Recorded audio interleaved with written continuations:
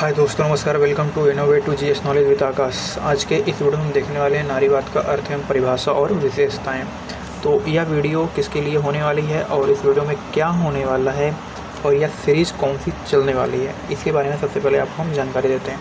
तो सबसे पहले यह वीडियो उनके लिए है जो लोग भी MA कर रहे हैं, यानी कि मास्टर कर रहे हैं, मास्टर ऑफ आर्ट्स कर रहे हैं, जिस भी कॉलेज से या जिस भी यूनिवर्सिटी से कर रहे हैं। तो अगर पॉलिटिकल साइंस है आपका, तो उस पॉलिटिकल साइंस में यानी कि राजनीति शास्त्र में या राजनीति विज्ञान में यह टॉपिक जो है आता है। तो उसमें जो है आपको सबसे पहले हम जो है क्या कराने वाले हैं, जैसे कि जो इम्पोर्टेंट है। अब ऐसा तो है नहीं कि सारे के सारे टॉपिक एग्ज़ाम में रिकवर करवा जाएं या रिवीजन हो पाए, ऐसा तो हो नहीं पाता है। तो इम्पॉर्टेंट जो टॉपिक होंगे उनको हम सबसे पहले करेंगे, फिर इसके बाद हम जो हमारी वीडियो आएगी, यानी सबसे पहले इंपॉर्टेंट टॉपिक, फिर उसके बाद हम एक तरफ जैसे आता है ना अतिलघुत्री में कि भैया यह कौन किसकी जो है रचना है, कौन किसकी किताब है, इस टाइप के जो क्वेश्चन होते हैं उसको हम एक अलग सेपरेट वीडियो में लेकर के आने वाले हैं। तो बहुत अच्छे से मतलब डेडिकेटेड होकर के देखिएगा, तो उम्मीद करते हैं आपको बहुत ही पसंद आने वाला है।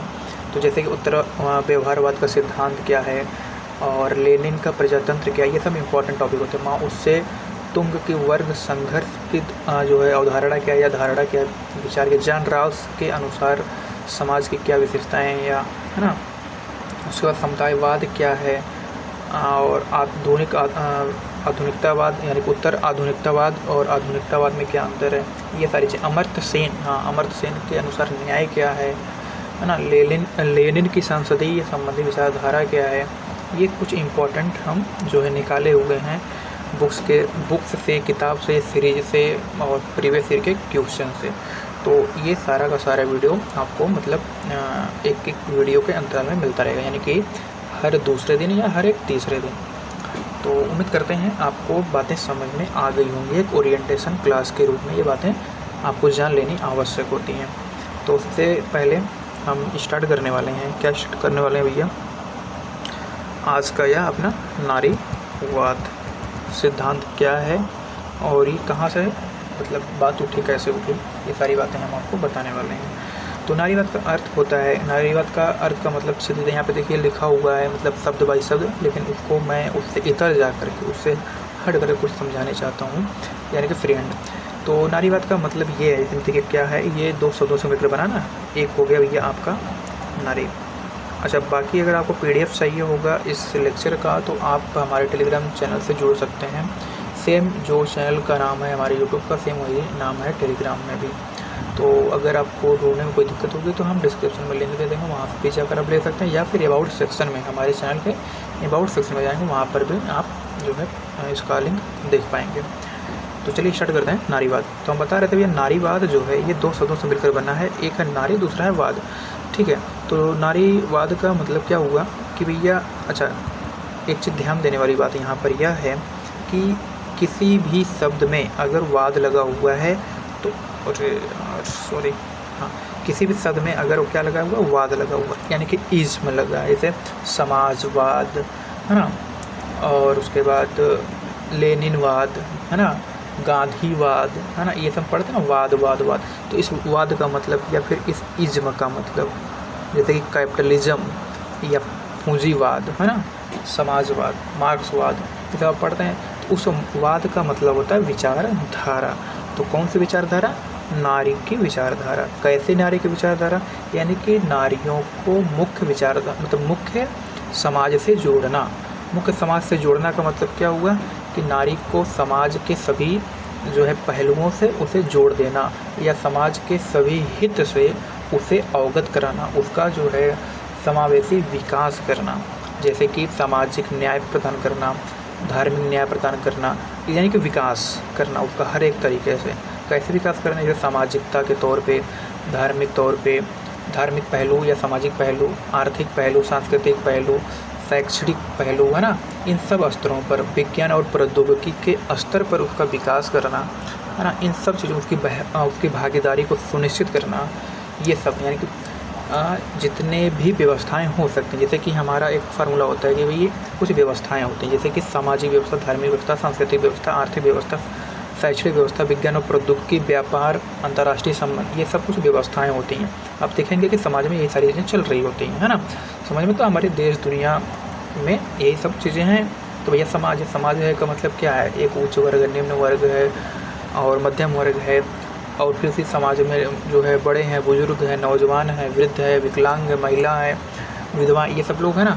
तो इन सभी लोगों के स्तर पर जो नारी हैं उनकी सहभागिता को, उनकी जो है व्यवस्थाओं में योगदान जो है उनको सुनिश्चित करना, ये सब देखिए आ जाता है। वही चीज़ यहाँ पे परिभाषा के तौर में दिया हुआ है, जिसमें लिंग है, परिवार है, समाज में दोयम स्थिति महिलाओं की समानता, कानूनी सुधार, मांग, ये सब चीज़ें दिया हुआ है। ये आप देख सकते हैं, पढ़ सकते हैं। लेकिन जो हम बता रहे हैं कि लेक्चर की तरह, उसको आप आत्मसात करिए।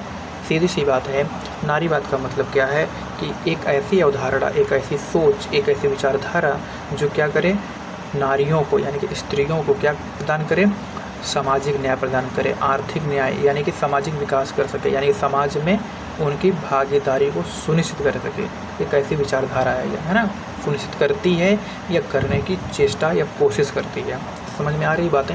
मुझे लगता है कि ज़्यादा से ज़्यादा चीज़ें दिमाग में आपके बैठ रही होंगी, है ना। तो हर एक स्तर पर क्या करना, विकास करना, न्याय प्रदान करना। अब ये न्याय प्रदान करने का मतलब क्या होगा, सामाजिक न्याय, आर्थिक न्याय, धार्मिक न्याय। धर्म का मतलब क्या हुआ कि भैया कुछ ऐसी चीज़ें, कुछ ऐसी जगह है, कुछ ऐसे जो है बातें हैं, कुछ ऐसे रूढ़िवादिताएँ हैं, कुछ ऐसी परंपराएं हैं जहाँ पर क्या होता है, महिलाओं को प्रतिबंधित किया गया है, उन्हें मतलब रोका टोका गया है। तो उन सब चीज़ों से उन्हें क्या करना, स्वतंत्र करना, यानी कि समानता लाना, है ना। ये सारी चीज़ें, रोजगार संबंधित, शिक्षा संबंधित, हर एक स्तर पर लिंग, लैंगिक भेदभाव को ख़त्म करना, ये सारी चीज़ें। अब इसमें अगर हम जाएंगे तो बहुत लंबा चौड़ा ये परिभाषा हो जाएगा। तो आप सीधा सीधा परिभाषा क्या लिख सकते हैं कि भैया एक ऐसी उदाहरण फिर से हम बता रहे हैं, देखिए 3 से 4 बार बता चुके होंगे, फिर से बता रहे हैं कि नारीवाद या 2 शब्दों से मिलकर बना है नारी प्लस वाद। नारी का मतलब हो गया स्त्री और वाद का मतलब हो गया अवधारणा या विचारधारा, यानी कि एक ऐसी विचारधारा जो स्त्रियों की बातों को, स्त्रियों की जो है सहभागिता को, यानी समाज में स्त्रियों की सहभागिता और उनके न्याय को दर्शाती है। ठीक है, ये एक छोटा सच्चा मतलब अच्छा आपका परिभाषा हो जाएगा। तो यहाँ तक ये बातें मतलब समझ में आ गई होंगी, उम्मीद करते हैं आपको।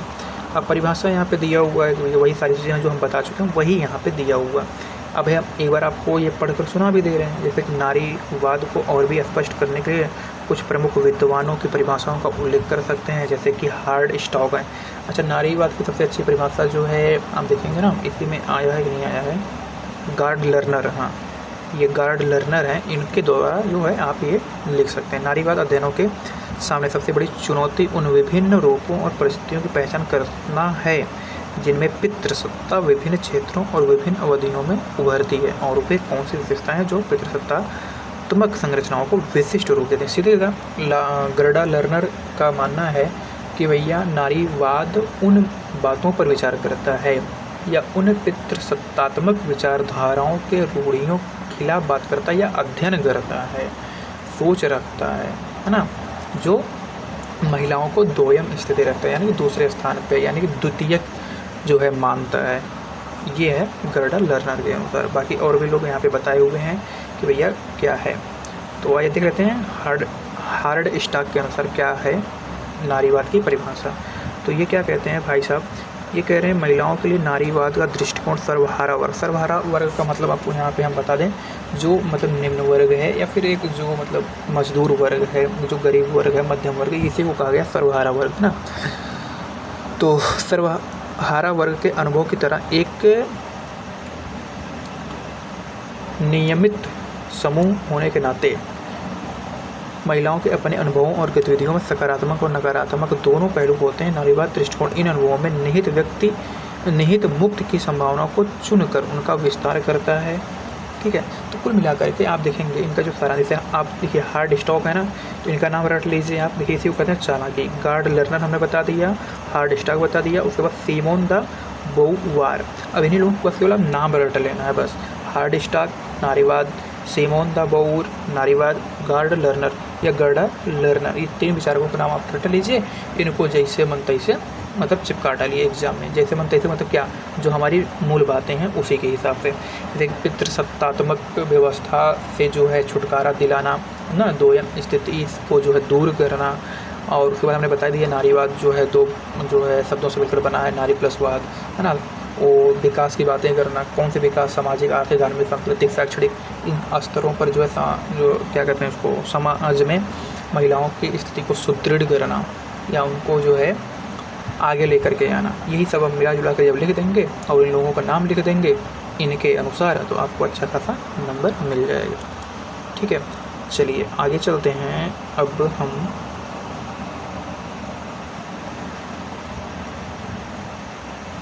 ठीक है आगे चलते हैं। तो ये हो गया नारीवाद का परिभाषा। अब नारीवाद का अर्थ, तो नारीवाद का अभी आप अर्थ समझ गए होंगे, है ना। और नारीवाद का अर्थ हो गया, परिभाषा हो गई। अब हम विशेषताएं पढ़ने जा रहे हैं। तो विशेषताएं क्या हैं, तो भैया महिलाएं यौन प्राणी नहीं हैं, वे इंसान हैं, इसकी बात करते हैं। नारीवादी जो होते हैं इसी की बात करते हैं कि भैया महिलाएं क्या हैं, यौन प्राणी नहीं। यौन प्राणी मतलब भैया आप केवल उनको सेक्स के लिए यूज मत करिए, संभोग के लिए यूज मत करिए, है ना। केवल इसी के लिए यूज नहीं है, वह एक मशीन नहीं है, एक रोबोट नहीं है, वह भी एक इंसान है, जो कि ज़्यादातर हमारे सामाजिक जो है व्यवस्थाओं में ये चीज़ें देखी जा सकती है कि मशीन के तौर पे उनको देखा जाता है। दूसरा क्या है, समान अधिकार और समान अवसर की बात करता है। जो मतलब नारीवाद है वह किसी बात करता है, उसकी विशेषता क्या है, समान अधिकार यानी कि समानता की बात करता है। भैया महिला और पुरुष अगर समान रूप से काम कर रहा है तो समान रूप से उन्हें वेतन भी मिलना चाहिए। ये है समान अधिकार और समान अवसर की बातें। ठीक है, तो आगे चलते हैं। ये हो गई तब 2 विशेषताएं। अगली विशेषता है एक पति एक पत्नी विवाह का विरोध। कि भैया एक पति एक पत्नी का जो विवाह है उसका यह विरोध करता है कौन, नारीवाद के जो विचारक होते हैं या जो इसके मतलब विद्वान होते हैं। तो क्या करते हैं, विद्रोह मतलब विरोध करना, विद्रोह नहीं विरोध करते हैं, ध्यान दीजिएगा, विद्रोह मत कर दीजिएगा, विरोध करिएगा। ठीक है, ये क्या करते हैं, ऐसे ऐसी विचारधाराओं का या फिर ऐसे जो प्रथा होती है, परंपरा होती है, उसका ये क्या करते हैं, विरोध करते हैं। क्यों विरोध करते हैं, क्योंकि भैया यह एक पत्नी का यानी कि एक नारी का, एक स्त्री का अपना एक स्वतंत्र, अपना एक निजी मामला होना चाहिए, ये किसी पति के ऊपर नहीं होना चाहिए। इसी से हम कह सकते हैं पितृसत्तात्मक व्यवस्था का विरोध कर देना। ठीक है, अगला है चौथा, महिलाओं की पारंपरिक भूमिका में बदलाव। पारंपरिक भूमिका में बदलाव का मतलब क्या हुआ कि मतलब नहाना खिलाना धुलाना यानी घर के नाते रिश्तेदारों के, अपने परिवारों की सेवा सत्कारी वाली जो अवधारणा यानी कि देखा गया ना, मतलब कि भारतीय नारी वाली जो बात है कि मतलब नैतिकता और जो भी मतलब तमाम प्रकार की परंपराएं हैं। यहाँ पे जैसे लिखा हुआ है, नारीवादियों का मानना है कि परंपरागत धारा के अनुसार महिलाएं घर का काम करने, पति की सेवा करने, है ना, बच्चा पैदा करने, पोषण करने आदि के खिलाफ है। महिलाओं की यह भूमिका दैवी नहीं बल्कि पुरुषों द्वारा बनाई गई है। इस प्रकार जब तक महिलाएं स्वतंत्र नहीं होंगी तब तक उनकी भूमिका नहीं बदली जा सकती है, यही बात कहा जा रहा है। महिलाओं की पारंपरिक भूमिका का मतलब यही है, सीधा सीधा एक लाइन में, कि जो कुछ भी ये आप जब इकोनॉमिक्स पढ़ेंगे, यानी कि इकोनॉमिक्स पढ़ेंगे क्या मतलब करंट में चीज़ें चलती रहती हैं, मतलब इसी को कहा गया है केयर इकोनॉमिक्स, है ना। तो केयर इकोनॉमिक्स के समय बात चल रही है, तमाम प्रकार के इकोनॉमिस्ट के जहन में ये बातें या फिर यह टर्मिनोलॉजी आ रही है कि केयर इकोनॉमी तो ये देखभाल जो अर्थव्यवस्था है, यानी कि कपड़ा से लेकर के, पोषण से लेकर के, खाना खिलाने से लेकर के, घर के सभी काम जो होती हैं महिलाएं करती हैं, तो उसी काम में क्या करना, बदलाव करना, यही है महिलाओं की पारंपरिक भूमिका में बदलाव करना। अगला है महिलाओं की आर्थिक आत्मनिर्भरता, यानी कि महिलाएं क्या होती हैं कि वह काम नहीं कर सकती, उन्हें काम करने से रोका जाता है, बाहर जाने से रोका जाता है। लेकिन जो नारीवाद विचारक होते हैं वो क्या करते हैं, या उनकी विशेषता क्या है, यही है कि महिलाओं की आर्थिक आत्मनिर्भरता की बात करते हैं। वह क्या कहते हैं कि भैया महिलाओं पर पुरुषों के प्रभुत्व का मुख्य कारण यही है कि महिलाएं जो होती हैं पुरुषों के ऊपर निर्भर होती हैं। तो ये कहीं ना कहीं आप बात अपने घर परिवार में देखे होंगे कि भैया अगर महिला जो है बैठ कर जो है कि बस केवल अपने घर का काम देख रही है या कमा रही है, सॉरी मतलब खिला रही है, पोषण से संबंधित काम कर रही है, तो उसका उतना वजूद नहीं होता, उसकी उतनी अहमियत नहीं रखी जाती। लेकिन अगर एक दूसरा घर है, परिवार है, वहाँ की अगर महिलाएं आर्थिक स्थिति के तौर पर अगर आत्मनिर्भर हैं तो उसकी घर की स्थिति क्या होती है, मतलब सुदृढ़ होती है, ये उसकी बातें रखी जाती हैं, वह अपना डिसीजन खुद ले सकती। तो ये कहीं ना कहीं जो है जिम्मेदार होता है, उसके पीछे कौन है, आर्थिक कारण, यानी कि आर्थिक स्थिति, यानी कि उसके हाथ में पैसा होना चाहिए। तो ये हो गई 5वीं विशेषता नारीवाद की। ठीक है, तो आगे है क्या है, परिवार संस्था का विरोध। अब ये जो नारीवादी विचारक होते हैं ये क्या करते हैं, परिवार संस्था का विरोध करते हैं कि भैया महिलाओं की अधीनता और पीड़न में परिवार की संस्था को एक महत्वपूर्ण कारक माना जाता है ना। यह ऐसा हमारे मतलब भारतीय समाज में बातें हैं परंपरा के तौर पे। परिवार में महिलाओं की भूमिका घर की चारदीवारी तक सीमित कर दी जाती है, इसलिए महिलाओं को अपनी क्षमताओं के विकास का पूरा अवसर नहीं मिल पाता है। इतना ही नहीं, परिवार में बच्चों का सामाजिकरण भी इस प्रकार किया जाता है कि पुरुष स्त्री पर हावी ही रहता है। यानी कि हमारा जो लालन पालन पोषण और जो मतलब नर्चरिंग हमारी होती है वह क्या होती है, ऐसा होता है कि पुरुष स्त्री पर हावी हो जाता है। यानी पितृसत्तात्मक व्यवस्था जो है वह हमारे जहन में इनडायरेक्टली आ ही जाती है। परिवार द्वारा लड़कियों की तुलना में लड़कों को ही हर एक क्षेत्र में अधिक प्राथमिकता दी जाती है। यानी हर एक क्षेत्र में क्या होता है, लड़कों को ही आगे रखा जाता है। अगर घर में 2 लड़के हैं, मतलब 2 बच्चे हैं, एक लड़की है एक लड़का है, तो लड़के को मतलब अच्छे से अच्छा नर्चरिंग की जाए, अच्छे से अच्छा पोषण खाना, हर एक चीज़ मतलब पढ़ाई लिखाई और उसके बाद खेल कूद और उसके खिलौने, हर एक चीज़ पर उसका मतलब ध्यान दिया जाता है। वहीं अगर लड़की है तो उसको उसी के हिसाब से, यानी कि उसको जैसे कि गुड़िया है, जैसे कि मतलब जो भी कुछ है लड़कियों से संबंधित, है ना, या उसको आप कह सकते हैं कि लड़कों का और लड़कियों का जो लालना और पालना है, एक लड़के को लड़के की तरह और एक लड़की को लड़की की तरह लालना पालना किया जाता है। यानी एक लड़की को कभी हेलीकॉप्टर हवाई जहाज नहीं दिया जाएगा, लेकिन एक लड़के को दिया जाएगा। ये इस तरीके मतलब जो मतलब बंटवारा है वो बचपन से किया जाता है, इसलिए ये बात इनडायरेक्टली हमारे मतलब जहन में आ जाती है। ठीक है, अच्छा ये तो लड़की है और लड़के ने अगर रो दिया तो अरे लड़की कितना रो रहा है। तो ये सब जो बातें होती है मतलब बचपन से ही होती, इसलिए नारीवाद क्या करते हैं, परिवार नामक संस्था का विरोध कर रहे हैं। ठीक है, अच्छा यही सारी की सारी बातें आप नारीवाद का आलोचना के तौर पर भी कर सकते हैं। भैया ये क्या करते हैं, परिवार की संस्था को ही ख़त्म कर देना चाहते हैं, है ना, विरोध करते हैं। तो ये दोनों बातें याद रखिएगा, जो इसकी विशेषता है उसी को आप जब पलट देंगे तो आलोचना हो जाएगी। क्योंकि एकदम से अच्छा जब आप नारीवाद पढ़ेंगे तो नारीवाद में भी कई नारीवाद वाले हैं ना, एक थोड़े से उदारवादी हैं, एक है उग्रवादी हैं, एक है मिडिल वाले हैं, है ना, तटस्थ वाले हैं, ऐसे कई लोग हैं नारीवाद में। तो ये भी बात हमें ध्यान में रखनी चाहिए। जो उग्रवादी नारीवाद के मतलब विचारक हैं या मानने वाले लोग हैं वो हर एक चीज़ को मतलब एकदम से एक्सट्रीम लेवल पर लेकर चले जाते हैं, तो वो गलत हो जाता है। यह भी ध्यान देने की बातें हैं। ठीक है, अगला है 7वां, बच्चों के सार्वजनिक देखभाल की बात मतलब विशेषता है। तो कुछ नारीवाद समर्थक का यह मानना है कि भैया बच्चों की परवरिश की जिम्मेदारी समाज की होनी चाहिए, है ना। महिला प्रसूति गृहों, बाल पोषण गृहों तथा शिशुओं के उपचार की समुचित व्यवस्था हो, इसमें बच्चों की देखभाल की जिम्मेदारी प्रशिक्षित नर्सों को सामूहिक रूप से निभानी चाहिए। तो जो बच्चों की सार्वजनिक देखभाल है यह नारीवाद की 7वीं विशेषता बताई जा रही है। तो क्यों बताई जा रही है, ये बच्चों की सार्वजनिक देखभाल होनी चाहिए, क्योंकि उस दौरान महिला क्या करती है, अपने आप को ख़त्म कर देती है, मिटा देती है। ख़त्म कर देती है, मिटा देती का मतलब ये है कि उसका पूरा का पूरा जो ध्यान होता है वो अपने बच्चों के लालना पालना में चला जाता है, वो अपना विकास नहीं कर पाती है। इसलिए बच्चों की सार्वजनिक देखभाल के रूप में ये बात सामने आती है।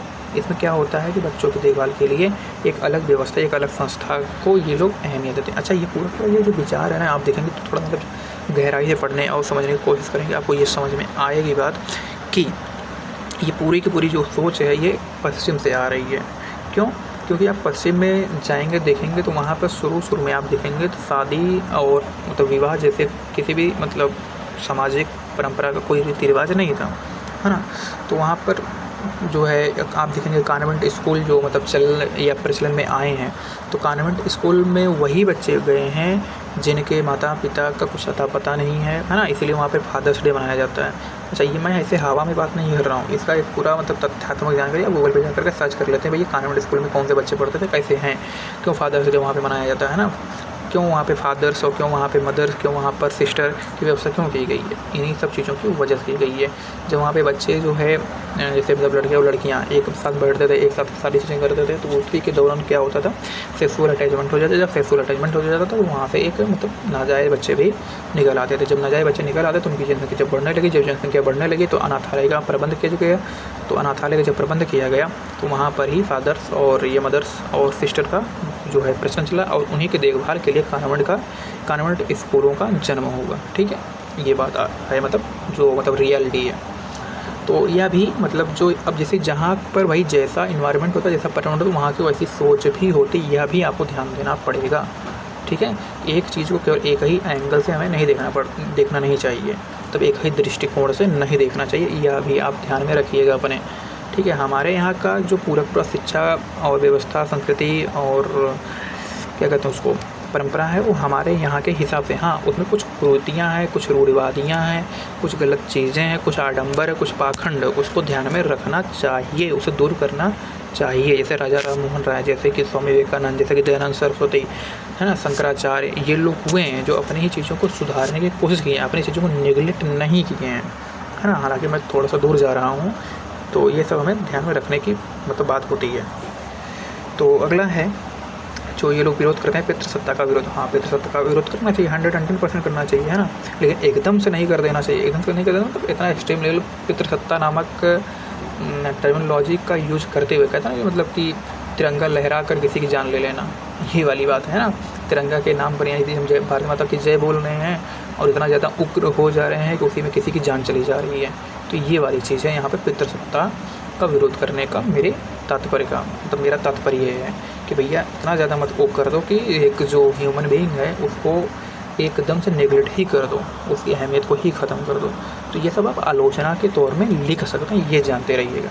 तो पितृसत्ता का विरोध मैं सीधा अभी जस्ट आपको बता ही दिया कि पितृसत्ता का मतलब क्या, कि भैया एक जो मेल होता है वह फीमेल के ऊपर डोमिनेट करता है, यानी कि अपनी प्रभुसत्ता स्थापित करता है, वर्चस्व स्थापित करता है कि तुम ये करो, तुम वो करो, तुम ऐसे करो, तुम वैसे करो, है ना। यानी पूरा का पूरा जो व्यवस्था है वो अपने कंट्रोल में किया रहता है। क्यों कंट्रोल में किया रहता है? क्योंकि उसके हाथ में आर्थिक स्थिति है, आर्थिक व्यवस्था जो है उसके हाथ में होती है। तो ये सब चीज़ें जब इंटरलिंक करके आप पढ़ेंगे तो और ज़्यादा मज़ा आएगा, है ना। तो ये हो गया पितृसत्ता का विरोध। तो क्यों करते हैं? सीधी सी बात है कि भैया उनके जो है हाथ में आर्थिक स्थिति होती है, उसकी वजह से उनका शोषण करते हैं, उत्पीड़न करते हैं, है ना, वर्चस्व स्थापित करते हैं, और इसकी वजह से उनका जो व्यवहार होता है बहुत ही मतलब निम्न स्तर का होने लगता है। तो ये हो गया 8वां नारीवाद का विशेषता।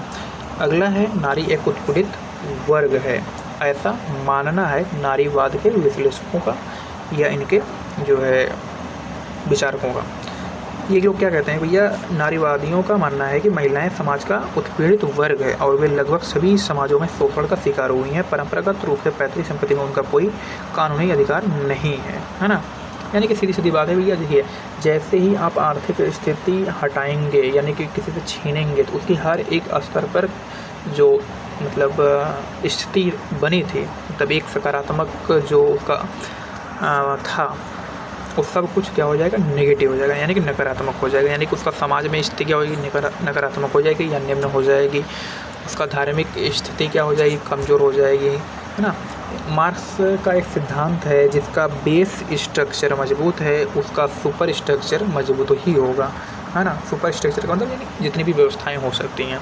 अब बेस स्ट्रक्चर का मतलब क्या है कि पैसा, यानी कि अर्थव्यवस्था अगर इसके हाथ में रहेगा उसी के हिसाब से समाज की व्यवस्थाएं होंगी। समाज की व्यवस्थाएं होंगी मतलब क्या, अभी से मान लीजिए आपके घर परिवार में आपके पिताजी हो गए, आपके भाई लोग हो गए, जो कुछ भी लोग हैं उनके देखिए अगर हाथ में पावर है तो पावर है मतलब पैसा है, तो उसी के हिसाब से लोग क्या करते हैं, अपने लोगों को यानी अपने मतलब परिवार को डील करते हैं तो अपने हिसाब से चलाते हैं। कुछ भी अगर बड़ा काम होगा तो उन्हीं के हिसाब से होगा, करना है नहीं करना है, क्या करना कितना करना, सब कुछ क्या होगा उन्हीं के हिसाब से होता है। तो ये है नारी एक उत्पीड़ित वर्ग के रूप में यही बातें यहाँ पे बताई जा रही है, मतलब आत्मनिर्भरता उनकी ख़त्म हो जाती है या ख़त्म कर दी जाती है ना। तो ये सब क्यों हो रहे हैं, कैसे हो रहे हैं, तो पारंपरिक कार्यों में व्यस्तता की वजह से हो रहा है। जैसे घर का काम करना भी आप बताएं थे, मतलब इसके पहले के स्लाइड में ये आया था ना कि भैया घरेलू काम काज में वो लोग क्या रहती हैं, बिजी रहते हैं, लालना पालना करती रहती हैं, है ना, इसलिए। तो ये हो गया 9वीं विशेषता। अगला है लैंगिक स्वतंत्रता। नारीवाद क्या कहता है, लैंगिक स्वतंत्रता यानी कि जो है लैंगिक समानता की और लैंगिक स्वतंत्रता को बात करके आगे बढ़ाने की कोशिश करता है कि भैया हम लोग भी क्या हैं, स्वतंत्र हैं, हम लोग भी क्या है, समानता का अधिकार रखते हैं अपने पास। तो यहाँ पर क्या लोग ये मानते हैं कि भैया कुछ उग्र नारीवादियों का मानना होता है कि काम वासना की पूर्ति एक निजी पहलू है ना, जिसमें समाज को तब तक दखल नहीं देना चाहिए जब तक कि दूसरे को नुकसान ना हो। इसलिए स्त्री को अपनी इच्छा के अनुसार यौन संबंध जोड़ने और तोड़ने की स्वतंत्रता होनी चाहिए। तो लैंगिक स्वतंत्रता का मतलब क्या हुआ कि भैया हम अगर स्त्री हैं और तुम अगर पुरुष हो तो तुम्हारे बीच में जो संबंध होगा वह दोनों के मर्जी से होगा। अगर दोनों की मर्जी नहीं है तो वह संबंध नहीं होना चाहिए, सीधी सी बात है। अब कोई समाज के लोग हैं वह ज़बरदस्ती किसी को बांध दें तो ये गलत है ना। ये नारीवादी विचारकों का ऐसा मानना है, ठीक है। तो इस तरीके से ये कुल हमारे 10 विशेषताएँ हुई हैं। तो उम्मीद करते हैं आपको इतनी बातें समझ में आ गई होंगी कि नारीवाद क्या है, नारीवाद का अर्थ क्या है, नारीवाद की विशेषताएँ क्या हैं, ठीक है। आप हमें हमारे टेलीग्राम चैनल को ज्वाइन कर सकते हैं। हमारी वेबसाइट भी है www.newcurrentarticle.blogspot.com के नाम से। टेलीग्राम में आप सर्च करेंगे इनोवेटिव जीएस नॉलेज के नाम से, वहाँ पर आपको मिल जाएगा। या फिर UPSC कुछ करके है ना, डिस्क्रिप्शन में लिंक दे दूँगा, वहाँ से भी आप ज्वाइन कर सकते हैं। या फिर आप चले जाएंगे चैनल के अबाउट सेक्शन में, वहाँ पर भी इंस्टाग्राम और उसके बाद टेलीग्राम का चैनल का लिंक दिया गया है।